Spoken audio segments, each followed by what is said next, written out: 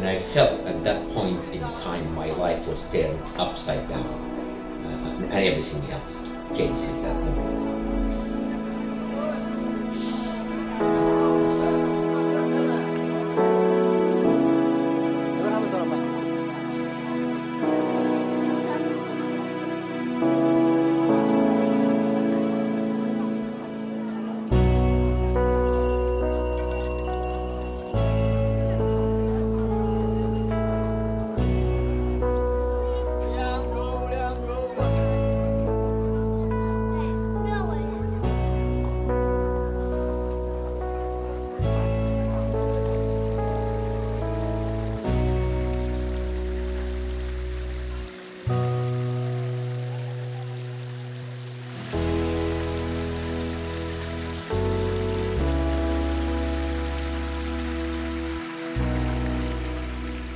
Yes, indeed. I felt it was such an important experience, and I wanted to make sure that it is documented. Actually, the reason for writing the book, which is, by the way, is written in Arabic, is basically because in our societies in the Middle East, we do not talk about cancer. Not only that we don't talk about it, but we tend to hide it.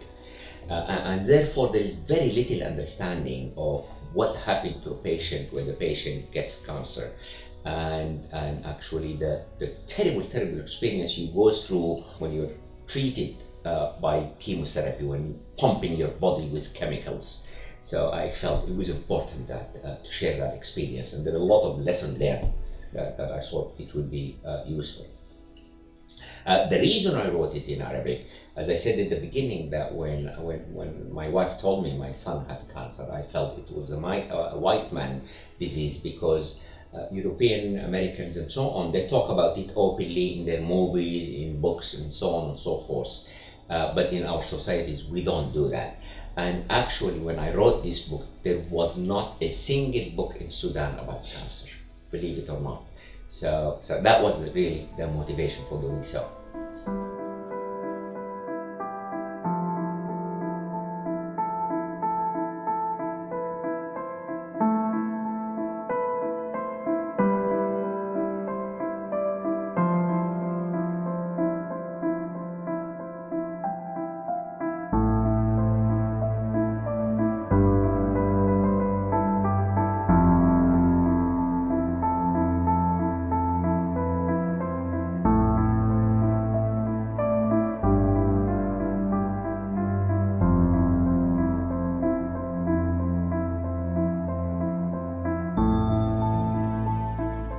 I never for once thought that I wasn't gonna make it.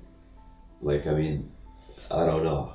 It's funny that I say that because after the first time, my dad told me, he's like, there's a couple times where they were like, say goodbye to your son and stuff like that. I was like, whoa, like I didn't even know that. And then when I got diagnosed the second time, I was just like, I had that like in the back of my head just ringing. So I never let like any depression get me, nothing. I was just always positive. I would always sleep happy. I would like make sure when I go to sleep, like I'm good, so I can wake up.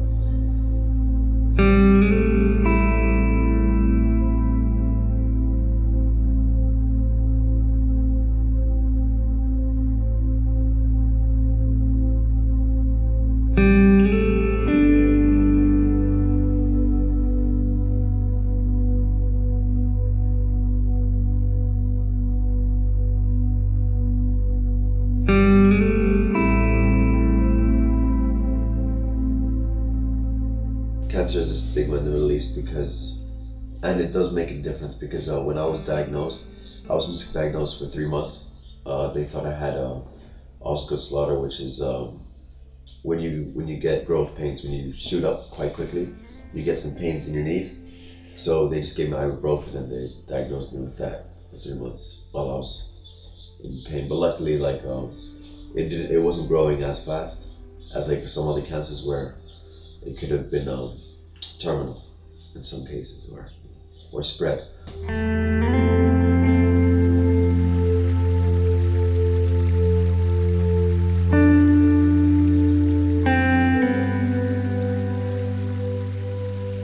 I think, like, I remember remember the first day when I came, because they came to England about 2 months before me. So I finished the semester, and then I moved to England to join them.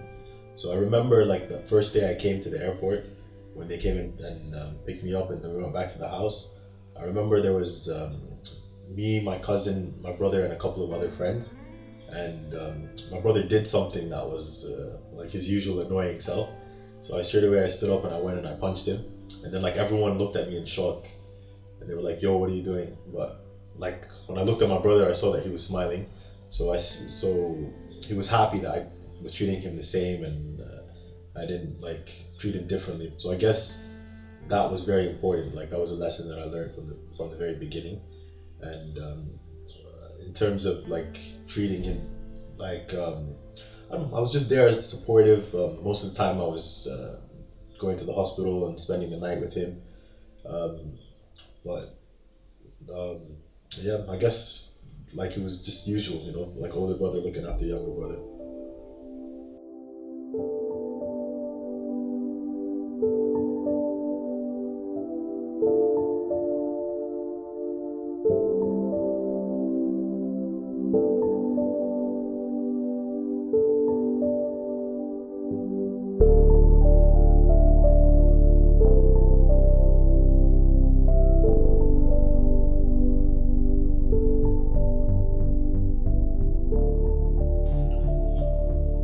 The treatment was very difficult process. Like he lost all his hair and he got really thin, and also the chemotherapy like also suppressed his appetite, so he wasn't really eating. He had to have a tube inserted straight into his stomach, and he had to have like food sort of pumped directly into his stomach. Also, there was another pipe which was put in through the neck, which went straight into his heart, and a couple of times it got infected, so he had to have like surgeries to change that. The other thing is like sometimes late at night, 2 in the morning, he'd like all of a sudden have an appetite for like something in particular. And I remember my dad would always like be very happy and excited and rush off and get it. Like one time he'd want like KFC or shawarma.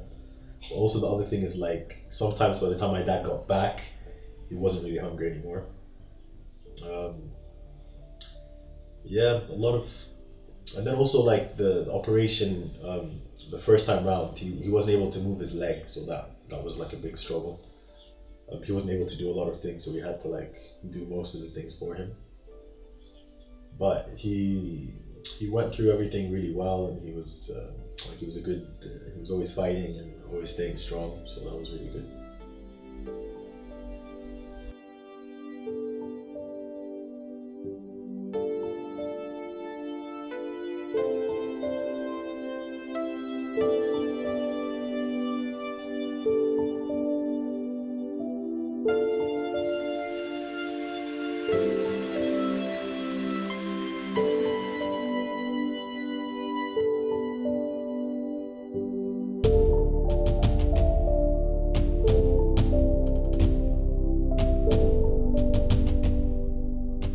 Yeah, so I'm a chef.